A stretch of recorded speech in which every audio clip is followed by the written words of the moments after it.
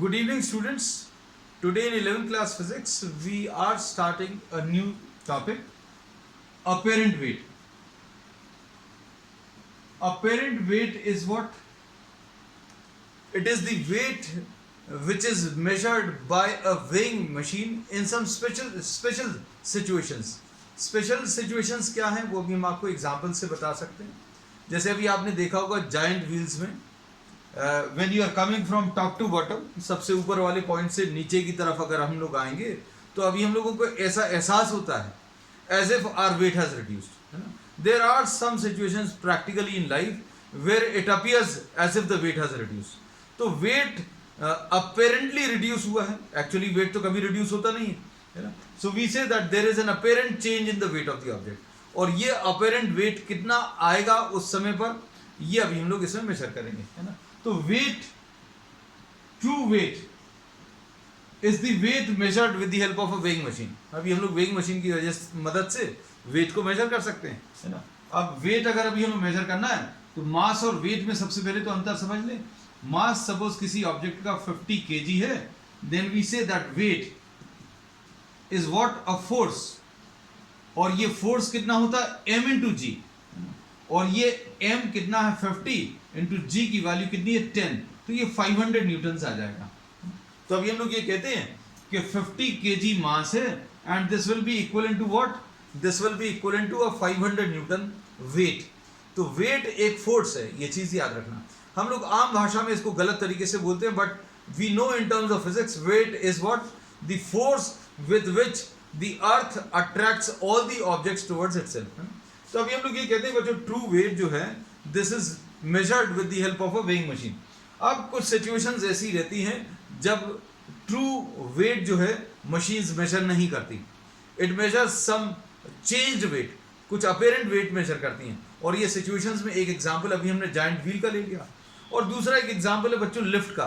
If the lift is accelerating downwards और if the lift is accelerating upwards and if you are standing in the lift with a weighing machine, अगर आप किसी weighing machine को use करें lift के अंदर, एक ऐसी लिफ्ट के अंदर जो ऊपर की तरफ एक्सेलरेट कर रही है, then the apparent weight is greater than the true weight. अगर कोई 50 kg का पर्सन किसी ऐसी लिफ्ट में खड़ा हो जाए which is accelerating upwards, then there will be some increase in weight of the object. Actual में तो इंक्रीज होता नहीं है, लेकिन जो मशीन दिखाएगी वो चेंज हो जाएगा. सो 50 kg पर्सन में show a reading of say 54 kg when the lift is accelerating upwards. When the lift is accelerating downwards, बच्चों लिफ्ट अगर एक्सेलरेट कर रही है डाउनवर्ड, और उस समय पर अगर आप वेट मेजर करो, ये कभी करते नहीं है अभी हम लोग, लेकिन हाँ इस चीज की फीलिंग जरूर आती है. ऊपर जाते समय वेट इंक्रीज हो रहा है कि नहीं हो रहा पता तो नहीं चल पाता, लेकिन नीचे आते समय when the object is moving downward, then the decrease in weight is felt by us. अभी हम लोग फील कर सकते हैं, एक्चुअल में फील कर सकते हैं कि लिफ्ट अगर नीचे की तरफ एक्सेलरेट कर रही है तो अभी हमें ऐसा लगता है as if the weight has decrease. तो लिफ्ट में फील कर पाए नहीं कर पाए, अभी हम लोग जायंट व्हील में जरूर ये चीज फील करते हैं. तो अभी हम लोगों को ये पता चल गया कि ये जो टर्म है apparent weight, this has something to do with what, acceleration. तो ये अभी हम लोग इसमें डिस्कस करेंगे. अब सबसे पहली चीज तो ये पता चल जाए कि वेट जो है हम लोग मेजर करते हैं वेइंग मशीन पर, उससे एक्चुअली मेजर क्या कर रहे हैं. तो अभी हम लोग ये कहते हैं कि wait of an object is given by the normal reactions. बच्चों वेट का जो आइडिया है वो नॉर्मल रिएक्शन से पता चलता है. कैसे? Suppose for example if you are having a heavy book, एक थिक सी, बहुत थिक सी बुक आप ले लो, या suppose you can take 2 books, है ना, and if you are placing this on your hand you will feel the weight, you will feel the weight of the books, है ना.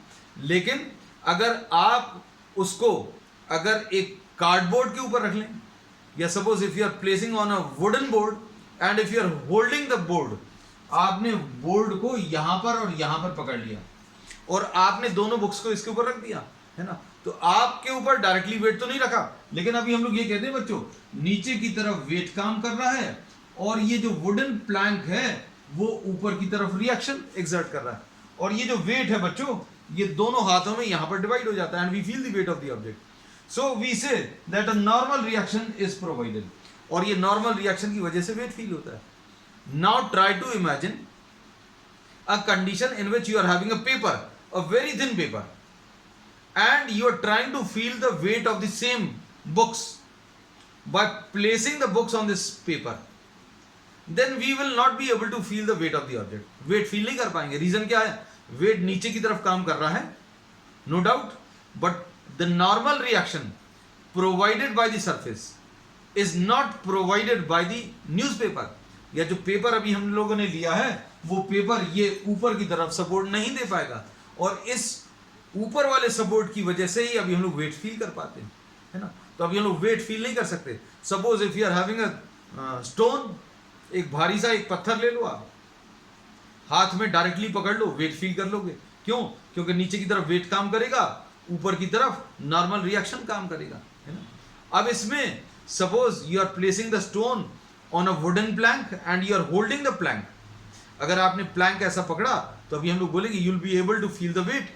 रीजन क्या है? ये सरफेस ने एक नॉर्मल रिएक्शन प्रोवाइड किया, और ये वेट जो है ये दोनों हाथों में डिवाइड हो जाएगा and we will feel the weight. And this since the surface is providing a normal reaction, तो नॉर्मल रिएक्शन से हमें वेट का आइडिया लग जाएगा. Now suppose if in place of the wooden plank you are having a newspaper or a thin paper, try to place the heavy stone and try to feel the weight. Weight feel करने के लिए क्या किया आपने? एक पतला सा paper ले लिया और उसके ऊपर पत्थर रख दिया. तो क्या आप उस पत्थर का वेट फील कर पाओगे? नहीं कर पाओगे. रीजन क्या है? क्योंकि नॉर्मल रिएक्शन जो ये सरफेस प्रोवाइड कर रहा है that will not be provided by the newspaper. तो अब इससे ये चीज पता चल गई बच्चों क्या कि जो वेइंग मशीन मेजर करता है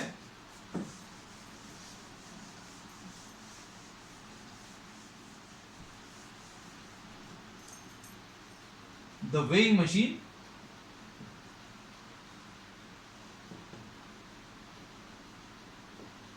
measures what the normal reaction. क्या चीज मेजर करता है बच्चों? नॉर्मल रिएक्शन मेजर करता है. तो अभी हम लोगों ने इसमें ये बोला, suppose for example this is the object and this is exerting a force in downward direction. Earth इसको अपनी तरफ पुल कर रहा है और हाथ ने एक सपोर्ट प्रोवाइड किया है. हाथ का सपोर्ट इसके ऊपर अपवर्ड डायरेक्शन में आएगा, और इस अपवर्ड डायरेक्शन के सपोर्ट को हम लोग क्या बोलते हैं बच्चों? Normal reaction. और इस नॉर्मल रिएक्शन की वजह से अभी हम लोग ऑब्जेक्ट का वेट फील कर पाते हैं. And when this is at rest, अगर ये रेस्ट पर है तो नॉर्मल रिएक्शन किस के बराबर आ जाएगा? mg के बराबर आ जाएगा. और इसको अभी हम लोग क्या बोलते हैं? Wait of the object. तो वेट किसके बराबर आ जाएगा? mg when the object is at rest. अब हम लोग कुछ वो स्पेशल सिचुएशंस डिस्कस करने वाले हैं जिसमें wait of the object changes, or we will try to measure what the apparent weight है. तो अब हम लोग बच्चों नेक्स्ट जो इसमें डिस्कस कर रहे हैं क्या? पहला case, lift accelerating upwards.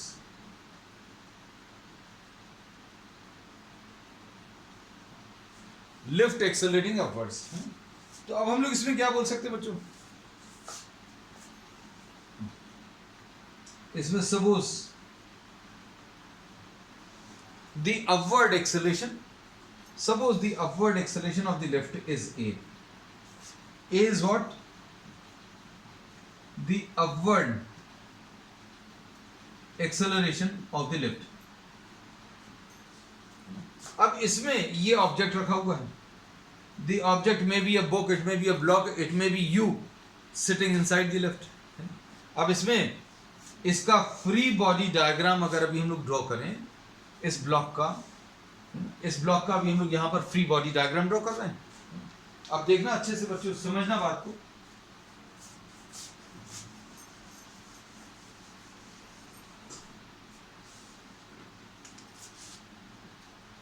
Consider an object of mass m placed in the lift. अच्छी सारी चीज़ समझना बच्चों, लास्ट तक बहुत मज़ा आने वाला है आज की क्लास में. इसमें अभी हम लोगों ने बोला, क्योंकि बिल्कुल एंड में बहुत शानदार केसेस इसमें आज डिस्कस करने वाले हैं. Consider an object of mass m place in the lift. This is the object of mass m. Free body diagram बच्चों क्या आ जाएगा, देखो इसमें नीचे की तरफ क्या काम करेगा, नीचे की तरफ mg काम करेगा. ऊपर की तरफ क्या काम करेगा बच्चों, ऊपर की तरफ क्या काम करेगा, नॉर्मल रिएक्शन. और हम लोगों को ये अब पता चल गया कि वेइंग मशीन क्या चीज मेजर करती है बच्चों, ये नॉर्मल रिएक्शन मेजर करती है. नॉर्मल रिएक्शन जो है वो ये मेजर करेगी. अब इसमें since this lift is accelerating, lift accelerate कर रही है, इसलिए इसके अंदर रखा हुआ ये ऑब्जेक्ट भी ऊपर की तरफ एक्सेलरेट कर रहा है. तो अब हम लोग न्यूटन्स लॉ अप्लाई करने के लिए क्या करते हैं बच्चों, इसमें एक्सेलरेशन का डायरेक्शन मार्क करते हैं. तो एक्सेलरेशन का बच्चों ये डायरेक्शन आ गया. अब इसमें दो फोर्सेस काम कर रहे हैं. There are two forces N and mg. अब N और mg अभी तक तो बैलेंस होते थे. जो पहला डायग्राम अभी हमने लिया था बच्चों, इसमें ये N था और ये mg था और ये सब कुछ रेस्ट पर था. तो N और mg बराबर थे और इसको वेट बोल दिया था. Weight was equal to N and N was equal to mg. But now what happens, अब ये ऑब्जेक्ट कहां पर रखा हुआ है, रेस्ट पर नहीं है. This object is now placed in a lift and this lift is accelerating upwards. Lift अगर ऊपर की तरफ एक्सेलरेट कर रही है तो इसका फ्री बॉडी डायग्राम जो है ये N आ गया, ये mg आ गया और ये ऊपर की तरफ एक्सेलरेशन आ गया. अभी तक ये दोनों एक दूसरे को कैंसिल कर रहे थे. अब अगर ये दोनों एक दूसरे को कैंसिल करेंगे, if these two cancel each other, then how is this acceleration produced? So we say since the lift is accelerating upwards, इसलिए ये दोनों इक्वल तो नहीं है. मतलब क्या है, इसमें ये ऊपर वाला फोर्स जो है बच्चों बड़ा हो गया. कौन सा वाला फोर्स बड़ा हो गया, ये N जो है वो बड़ा हो गया. नॉर्मल रिएक्शन जो है वो बड़ा हो गया. अभी हम लोग बोलते हैं बच्चों, ये देखो अच्छे से इमेजिन करना, फील भी करना. हम लोग बोलते हैं कि अगर ऐसा रखा हुआ है तो क्या होगा बच्चों, नीचे की तरफ mg आएगा, ऊपर की तरफ नॉर्मल रिएक्शन आएगा, है ना, और N और mg बैलेंस कर लेंगे. लेकिन अब क्या होगा बच्चों, अब इसमें हम लोग क्या बोल रहे हैं, ये पूरा का पूरा ऊपर की तरफ मूव करने की कोशिश कर रहा है. This is moving upward. अगर ये ऊपर की तरफ बढ़ने की कोशिश कर रहा है तो क्या होगा, ये जो नॉर्मल रिएक्शन जो था ये पहले जितना भी था अब उससे थोड़ा सा ज्यादा आएगा. सपोज ये स्टेशनरी स्टेट है, हमने बोला नीचे की तरफ mg, ऊपर की तरफ N काम कर रहा है. अब हमने क्या किया बच्चों, इसमें क्या किया, इसको ऊपर की तरफ चलाने की कोशिश कर रहे हैं. So this will B pressing this object with a larger force, है ना. तो ये फोर्स जो है अब पहले से ज्यादा हो जाएगा. अब इसमें अभी हम लोग ये बोलते हैं, मान लीजिए ये बातें नहीं आपको समझ में नहीं क्लिक करती हैं, तो भी अभी हम लोग बोलेंगे अगर एक्सेलरेशन ऊपर की तरफ है तो हम लोग बोलेंगे ऊपर वाला जो फोर्स है वो बड़ा रहेगा. तो अब नेट फोर्स कितना आ जाएगा, net force acting on the object will be N minus mg. तो इसमें अगर ये रेस्ट पर है तो नीचे की तरफ mg और ऊपर की तरफ N दोनों इक्वल हैं. लेकिन अब क्या हो रहा है, अब इसने ऊपर की तरफ चलना शुरू कर दिया, तो अब ये थोड़ा ज्यादा फोर्स से इसको प्रेस करेगा, है ना. तो ऊपर वाला फोर्स ज्यादा हो गया. कौन सा वाला फोर्स ज्यादा हो गया बच्चों, N जो है ज्यादा हो गया. और इसको हमने बोला, दूसरा तरीका समझाने का क्या है कि ऊपर की तरफ एक्सेलरेशन है, मतलब नेट फोर्स ऊपर की तरफ आएगा, मतलब N विल बी ग्रेटर, मतलब नेट फोर्स कितना जाएगा, N माइनस mg. और net force according to the newton second law will be equal to mass into acceleration. अब क्या आ जाएगा बच्चों, देखो N will be equal to mg plus ma. N किसके बराबर आ जाएगा बच्चों, mg प्लस ma. अभी तक क्या होता था, N किसके बराबर आ रहा था, जब ये पूरा सिस्टम रेस्ट पर था तो N और mg बराबर आ रहे थे. अब क्या हो रहा है बच्चों, N किसके बराबर आ रहा है, mg प्लस ma. तो वेट पहले इस ऑब्जेक्ट का सिर्फ mg था, अब कितना हो गया, mg प्लस ma हो गया. और ये N क्या होता है, ये अभी हमने आपको क्लियरली बता दिया कि वेइंग मशीन जो है वो क्या चीज मेजर करती है बच्चों, नॉर्मल रिएक्शन मेजर करती है. क्या चीज मेजर करती है, नॉर्मल रिएक्शन. तो अब हम लोग इसमें क्या बोलेंगे बच्चों, N will be equal to m into g plus a, and this will be what? The apparent weight. बच्चों ये क्या चीज आ गई? apparent weight. तो apparent weight जो है पहले से ज्यादा आ गया. पहले से ज्यादा क्यों आ गया? क्योंकि true weight of the object mg होता है और apparent weight कितना आ गया बच्चों? apparent weight is mg plus ma. पहले से ज्यादा हो गया.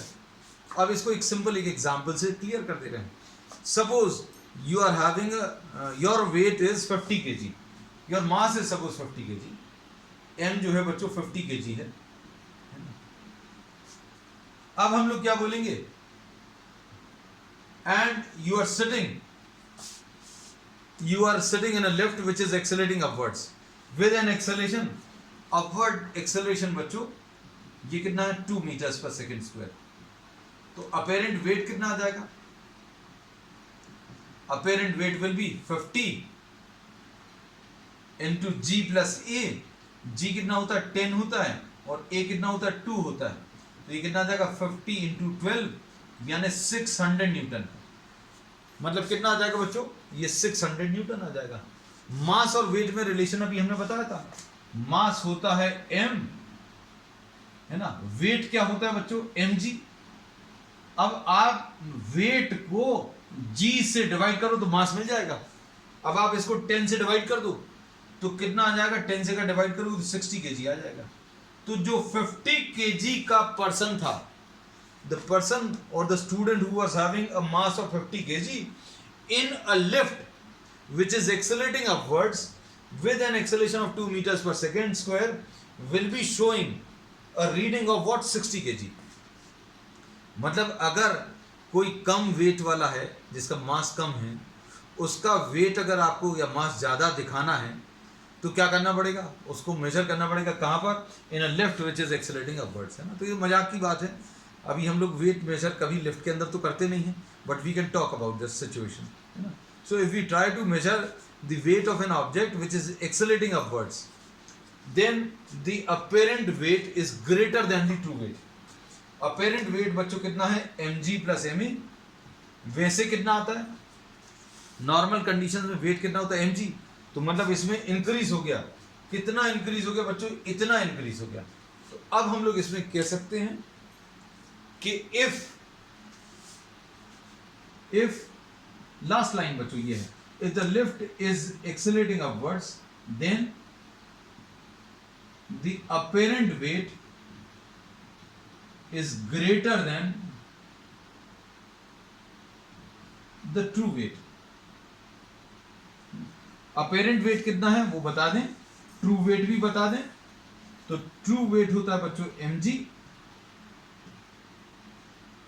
और अपेरेंट वेट कितना आ गया? mg plus ma. So there is an apparent increase in weight of the object. Weight इसका बढ़ जाएगा. कितना बढ़ेगा? mg था, अब mg प्लस ma हो गया. तो इंक्रीज इन वेट अगर कोई पूछेगा तो कितना आएगा? Increase in weight. तो बच्चों ये ma आ गया. m हमारा कितना था? जो अभी हम लोग ने एग्जांपल लिया था 50 था, है ना. ये कितना था बच्चों? ये 50 था और ये 2 था. मतलब कितना बढ़ गया?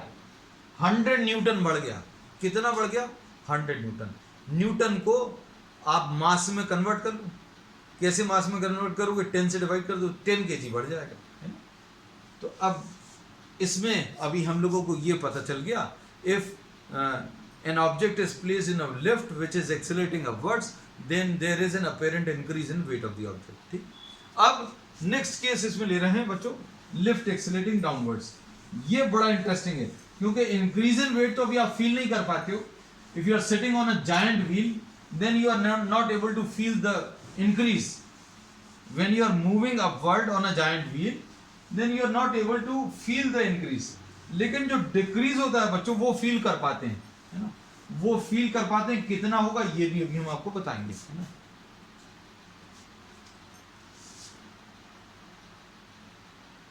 Object placed in a lift accelerating downwards.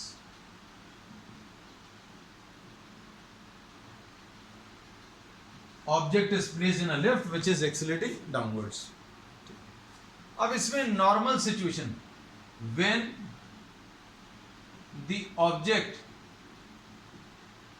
Is at rest, अगर ऑब्जेक्ट रेस्ट पर है बच्चों तो नीचे की तरफ इसका वेट काम करता है, ऊपर की तरफ नॉर्मल रिएक्शन काम करता है, और n is equal to mg is equal to what the true weight है ना। ये पिछले केस में भी बताया था, अभी फिर से रिपीट कर दिया।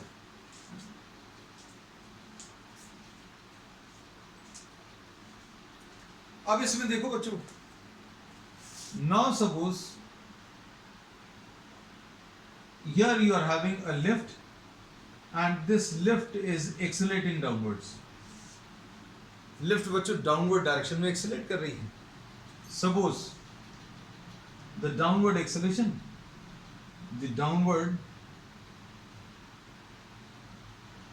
Of the lift is a, downward acceleration of the lift is A.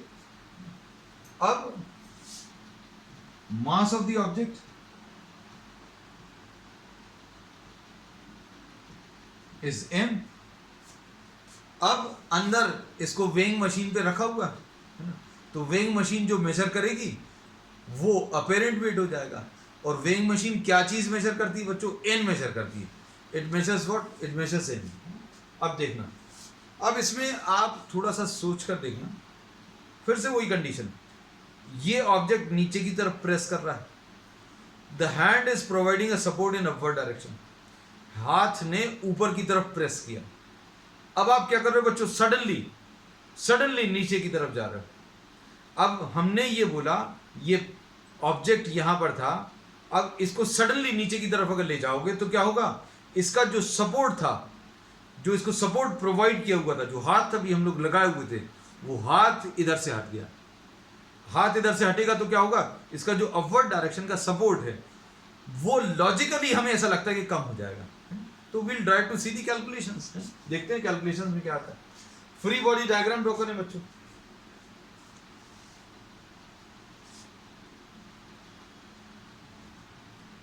Free body diagram, तो फ्री बॉडी डायग्राम क्या आएगा? इसके ऊपर जो फोर्सेस लगेंगे वो क्या आ जाएंगे बच्चों? नीचे की तरफ mg,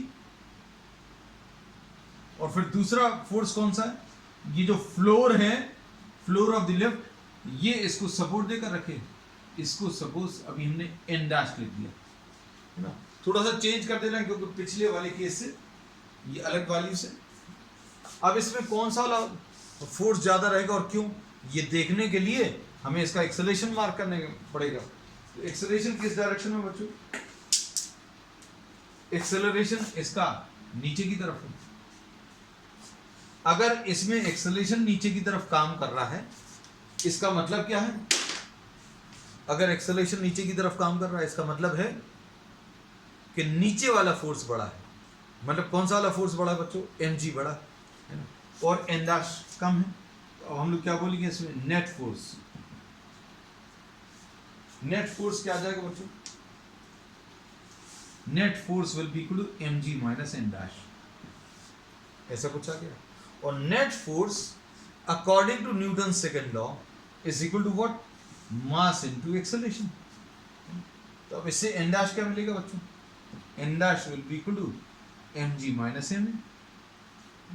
और n डैश क्या मेजर करता है बच्चों? Apparent weight. तो अपेरेंट वेट क्या हो गया बच्चों? Apparent weight will be equal to mg minus m।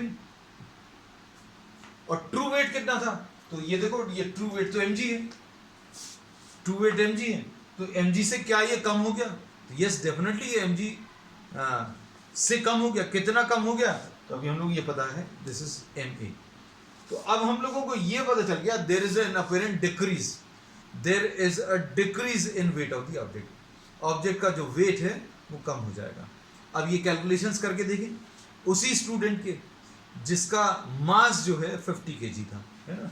तो suppose we are taking an example, m suppose 50 kg है, g की वैल्यू सपोज 10, a की वैल्यू 2, तो क्या आ जाएगा अपेरेंट वेट बच्चों? Apparent weight will be equal to n dash will be equal to mg minus ma, ऐसा कुछ हो सकता है। अब इसमें क्या आएगा, 50 इंटू जी कितना है बच्चों, तो जी की वैल्यू 10 है। इसको अभी हम लोग ऐसा भी लिख सकते हैं, एम इंटू जी माइनस ए, है ना, कैलकुलेशन आसान करने के लिए। अब जी की वैल्यू 10 है, ए की वैल्यू 2 है, तो कितना आ जाएगा 50 इंटू 8, यानी कितना आ जाएगा 400 न्यूटन। 400 न्यूटन का मतलब क्या है, ये तो वेट है। This will be equal to what, mass. तो वेट और मास में अंतर क्लियर होना चाहिए। Mass is always express in KGs, weight जो है it is a force, and force will be equal to m into g. तो बच्चों ये एम इनटू जी है ना। अब आप इसमें इसको जी से डिवाइड कर लो। What is the value of g, the value of g is 10। So here we say that the weight of the object, the apparent weight of the object which is 400 Newton, and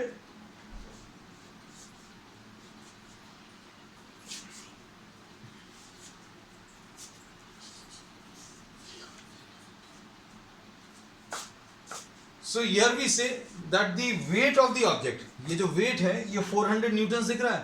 Suppose now we divide this by 10, अगर आप इसको 10 से divide करोगे या g से divide करोगे तो ये 40 kg आ जाएगा। So we say that the weight of the object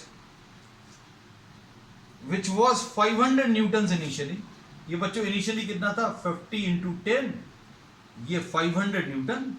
अब ये कितने का हो जाएगा 400 न्यूटन का, मतलब 50 केजी का person, a person of mass 50 kg will appear to be having a mass of 40 kg in a lift which is accelerating downwards। तो इसमें जैसे जैसे ये नीचे की तरफ एक्सेलरेशन है, अब इसमें अभी हम लोगों को ये तो पता चल गया कि अगर लिफ्ट एक्सेलरेट कर रही है डाउनवर्ड तो वेट जो है वो कम हो जाता है ना। अब देखो इसमें, if the lift accelerates downwards then the apparent weight decreases. Apparent weight is smaller than the true weight. और कितना डिक्रीज हुआ ये भी निकाल सकते हैं। apparent weight कितना आया बच्चों, apparent weight is mg minus ma, या फिर इसको m इंटू जी माइनस ए लिख सकते हैं। अब इसमें अभी हम लोग क्या कह सकते हैं, decrease in weight of the object. कितना डिक्रीज हो गया बच्चों, ट्रू वेट तो mg है, ट्रू वेट mg है, तो ये mg से कितना कम हो गया, decrease in weight is ma। अब इसमें बच्चों कुछ एग्जांपल्स अभी हम आपको ले रहे हैं, कुछ इंटरेस्टिंग फैक्ट्स बताने के लिए। कैसा, वो देखना ध्यान से।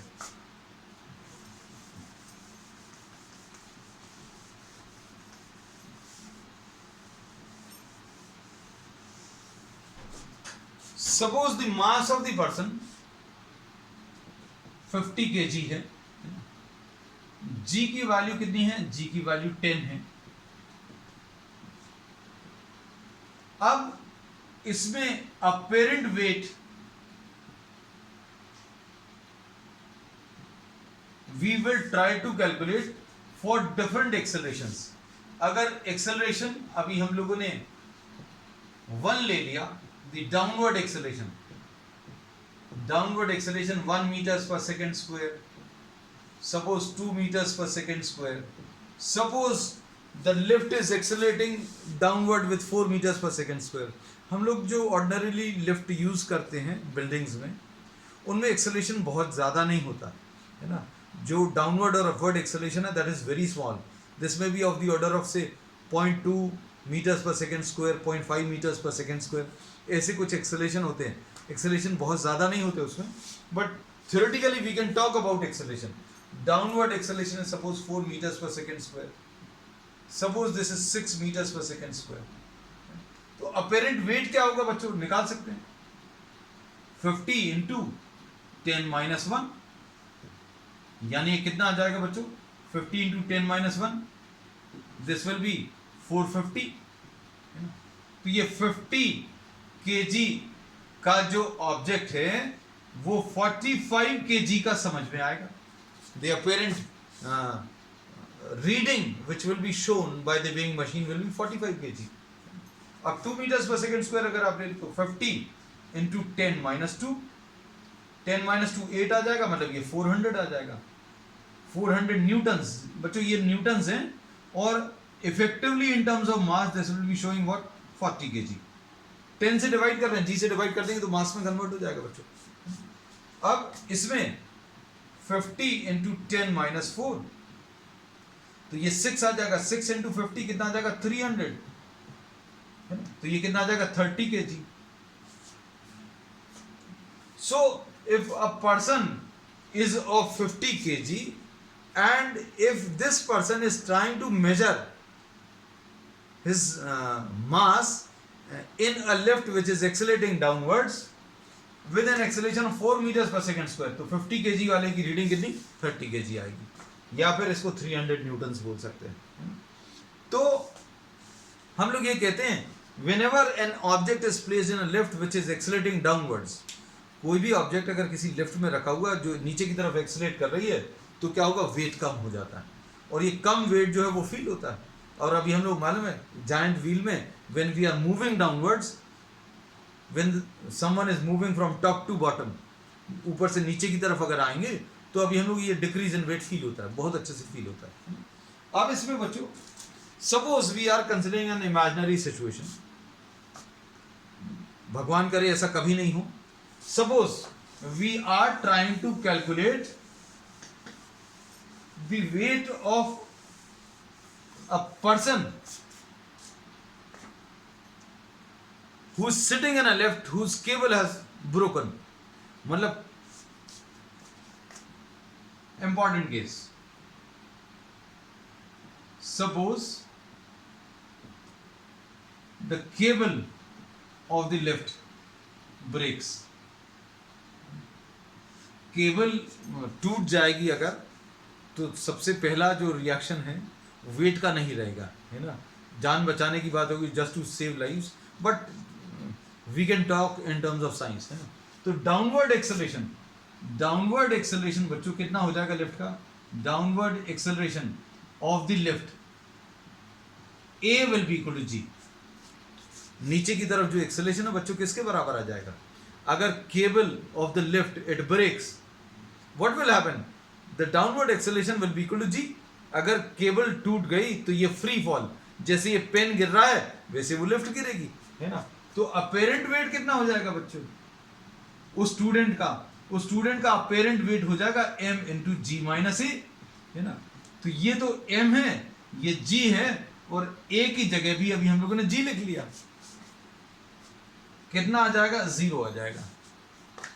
सो in this situation no one will even think of measuring the weight, but in terms of imagination, in terms of question, we can write down कि the weight of the, अगर कोई ऐसी सिचुएशन है जब केबल जो है lift की वो टूट गई और वो फ्रीली नीचे गिरने लगी, और उस समय पर अगर आप अपना वेट मेजर करोगे तो वेट रीडिंग कितनी दिखाएगा, 0 दिखाएगा.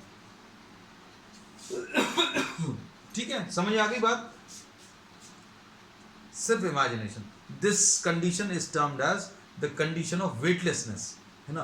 वेट नहीं रहेगा ऑब्जेक्ट के पास, ऐसा लगेगा as if the weight has reduced to 0, है ना. अब इसमें एक और इमेजिनरी सिचुएशन की बात करते हैं. अब इमेजिनरी सिचुएशंस की बात कर रहे हैं तो एक और की बात कर लेते हैं. चलो,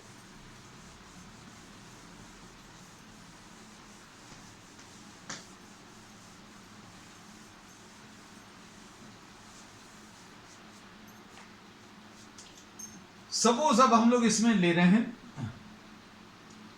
suppose the downward acceleration, another important condition, downward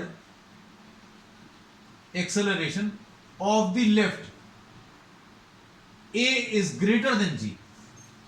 ये इमेजिनरी सिचुएशन इसलिए क्योंकि अभी हम लोग लिफ्ट जो है that is used to transport people and goods from one floor to another, है ना. फन के लिए नहीं होता, फन पार्क्स में भी एक्सेलरेशन ग्रेटर देन जी बहुत रेयरली प्रोवाइड किया जाता है। एक्सेलेरेशन जो g है बच्चों 9.8 मीटर्स पर सेकेंड स्क्वायर, ये बहुत ज़्यादा है। हम लोग एक्सेलेरेशन जो a प्रोवाइड करते हैं वो कितना 0.5 metres per second square, 0.8 metres per second square, ऐसा एक्सेलेरेशन अभी हम लोग प्रोवाइड करते हैं। We do not provide very large accelerations, है ना, for transportation, for movement of lifts, है ना। तो अभी हम लोग सिर्फ साइंस में इसकी बात कर सकते हैं। Suppose the downward acceleration is greater than g। अब क्या होगा? Suppose if you are having a chance to sit in a lift and this is accelerating downwards बच्चों, this is accelerating downwards and this downward acceleration is greater than g। अब इसमें suppose ये आप हैं या बुक है, suppose this is a book, आपके लिए चांस नहीं लेगा, we are not taking a chance for a student to sit here. Suppose the downward acceleration is greater than g. Acceleration suppose 12 metres per second square है। अब ये 12 metres per second square क्यों है बच्चों? क्योंकि इसके अंदर कुछ मशीन लगी हुई है, कुछ मैकेनिज्म लगा, कुछ इंजन लगा है जो इसको चला रहा है। कितने एक्सेलरेशन से चला रहा है? 12 मीटर्स पर सेकेंड स्क्वायर से।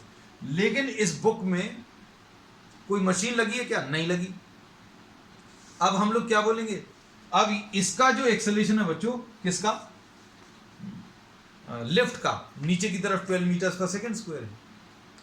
बुक के अंदर अपना खुद का कोई इंजन तो है नहीं। अब आप इसको वर्टिकल डायरेक्शन में चलाओगे, अगर बुक को चलाओगे तो उसका मैक्सिमम एक्सेलरेशन क्या हो सकता है? एक ही एक्सेलरेशन दिया भगवान ने, कौन सा? G, 9.8 metres per second square, यानी कि 10 metres per second square. So we say that acceleration of the lift is a equal to 12 meters per second square and acceleration of the book रखी अभी बच्चों, अभी हम लोगों ने, this is a book, acceleration of the book, चूंकि इसमें कोई मशीन तो लगी नहीं है, तो acceleration of the book in this direction will be equal to what? 10 metres per second square. अगर आपने बुक को या पेन को यहां पर रख दिया तो इसके अंदर इंजन तो है नहीं। इसको अगर आप छोड़ दोगे, ये अगर लिफ्ट में जब तक था, जब तक लिफ्ट का पार्ट था, तब तक ये लिफ्ट के एक्सेलरेशन के साथ चल रहा था। लेकिन लिफ्ट को थोड़ी सी ज़्यादा जल्दी हो गई और लिफ्ट ने कितना मूवमेंट स्टार्ट कर दिया? 12 metres per second square, suddenly 12 metres per second square. इसके पास खुद का कितना एक्सेलरेशन है? खुद का तो कुछ नहीं है, लेकिन नेचर ने जो एक्सेलरेशन प्रोवाइड किया वो कितना है? 10 मीटर्स पर सेकेंड स्क्वायर। अब दो ऑब्जेक्ट्स हो गए, एक तो हो गई लिफ्ट जिसका acceleration 12 metres per second square है, दूसरा ये पेन या बुक जिसके पास भगवान जी ने एक्सेलरेशन दिया है, नेचर ने एक एक्सेलरेशन दिया, कितना? 10 metres per second square. So what will happen? You are having two objects, एक का एक्सेलरेशन 12 है और एक का 10 है, तो क्या होगा बच्चों? दोनों अगर एक साथ चलना शुरू करेंगे तो कौन सी चीज आगे निकल जाएगी? That object will be moving ahead which is having larger acceleration। तो एक्सेलरेशन किसका ज्यादा है बच्चों? लिफ्ट का ज्यादा है। और बुक का एक्सेलरेशन कितना है? 10 मीटर्स पर सेकेंड स्क्वायर। तो क्या होगा बच्चों? ऐसा कुछ डायग्राम देखने को मिल सकता है अगर आप इसकी फोटो खींच रहे हो कभी, है ना, तो ऐसा कुछ देखने को मिल सकता है कभी थोड़ा आगे। This is the situation which can be seen if you are clicking some pics, है ना। कुछ समय के बाद अगर आप पिक्स खींच रहे हो तो एक पहली पिक तो ऐसी रहेगी, कौन सी? जिसमें book is lying on the floor. Now the acceleration of the lift is greater than g. What will happen? The lift will start accelerating with 12 metres per second square and the book will leave the floor. मतलब ऐसा नहीं कि वो पीछे चली गई, लेकिन अभी हम लोग ये बोलेंगे कि लिफ्ट आगे निकल जाएगी। लिफ्ट क्यों आगे निकल जाएगी? क्योंकि लिफ्ट का एक्सेलरेशन ज़्यादा है। अब दो चीज़ें अगर चल रही हैं, दोनों का एक्सेलरेशन अलग अलग है, तो कौन सी चीज़ आगे निकल जाएगी? जिसका एक्सेलरेशन ज़्यादा है। तो किसका एक्सेलरेशन ज़्यादा है? लिफ्ट का एक्सेलरेशन ज़्यादा है, तो लिफ्ट आगे निकल गई, देखो बुक पीछे छूट गई। और थोड़ी देर बाद क्या होगा बच्चों? और थोड़ी देर बाद अगर आपने पिक खींची तो ऐसा कुछ हो जाएगा, मतलब ये लिफ्ट और आगे निकल गई। आप थोड़ी देर बाद और पिक देखोगे, अगर पिक्चर क्लिक करोगे तो ऐसा कुछ आएगा, और थोड़ी देर बाद अगर आप देखोगे तो क्या होगा, this will become a part of the lift, this will become a part of the lift, this will become a part of the lift, this will stick to the ceiling. इसमें जैसा अभी हम लोगों ने बोला, एक्सेलरेशन ऑफ द लिफ्ट नीचे की तरफ बढ़ता जा रहा है, और sorry acceleration of the lift जो है नीचे की तरफ ज्यादा है, बुक का एक्सेलरेशन 10 है, तो क्या होगा, the separation between the book and the floor will increase. ये आगे निकल जाएगी जिसका एक्सेलरेशन ज्यादा है, लिफ्ट आगे निकल गई, बुक पीछे छूट गई, और and the separation between the book and the floor will go on increasing. देखो ये सेपरेशन इतना आ गया, ऑब्वियस ही चीज है बच्चों, साइकिल और मोटरसाइकिल साथ में चलाओगे तो एक्सेलरेशन किसका ज्यादा है, मोटरसाइकिल का ज्यादा है, तो ज्यादा आगे निकल जाएगी।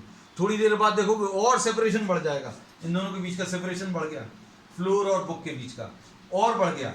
अब इसके बाद क्या होगा, now this will stick to the ceiling, अब ऊपर सीलिंग पर स्टिक कर जाएगी, and now this will become a part of the ceiling, this will become a part of the lift. अब ये लिफ्ट का ही पार्ट हो जाएगी। अब क्या होगा, ये 12 मीटर्स पर सेकेंड स्क्वायर से चल रहा था, तो ये भी अब 12 मीटर्स पर सेकेंड स्क्वायर से चलेगा। अभी तक इस डायग्राम में क्या था, लिफ्ट का acceleration 12 metres per second square है, इसका कितना है 10 मीटर्स पर सेकेंड स्क्वायर, इसका 12 मीटर्स पर सेकेंड स्क्वायर, इसका 10 मीटर्स पर सेकेंड स्क्वायर। तो बस बच्चों ये एक बहुत सिंपल सा कॉन्सेप्ट है जिसमें acceleration, the downward acceleration of the lift is greater. अगर एक्सेलरेशन ऑफ द लिफ्ट बड़ा है और ग्रेटर देन जी अगर है, then what will happen, the object will leave the floor. अगर कोई क्वेश्चन पूछता है कि what will happen if the acceleration of the lift is greater than g, तो अभी हम लोग क्या बोल सकते हैं, the object will leave the floor, the separation between the floor and the object will go on increasing, and after some time the object will stick to the ceiling. Now the object will become a part of the lift and both will move together with an acceleration which will be equal to acceleration of the lift. ठीक है, तो ये एक अच्छा सा concept था। तो बच्चों आज के लिए इतना ही, we will continue with the next topic on the next one. That's all for today.